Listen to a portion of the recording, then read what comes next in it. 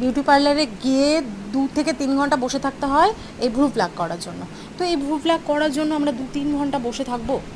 আবার বেশিও থাকতে হয়, 3-4 ঘন্টাও ভিড় বেশি হতে গেলে।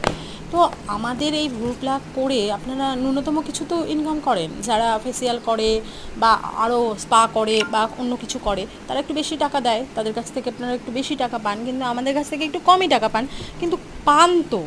তো আমাদেরকে এতক্ষণ বসিয়ে রাখেন কেন বাবা? এইটাই খুব খারাপ লাগে। আমরা আমাদের অত ক্ষমতা নাই, আমরা এই ভ্রু প্লাক করে আইব্রো করেই সারা পুজো কাটিয়ে ফেলি নিজেরাই সেজেগুজে এইভাবেই। তো কী করবো বলুন, কিছু তো করার নেই না। তো আমাদের ক্ষমতা নেই, তা বলে আপনারা এরকম 3-4 ঘন্টা বসিয়ে রাখবেন? এটা কি ঠিক? এটা কি আপনাদেরও খারাপ লাগে না আমরা এই ভ্রু প্লাক করার জন্য বসে থাকি 3-4 ঘন্টা? এটা কিন্তু ঠিক না একদম। কি কিছু বললাম?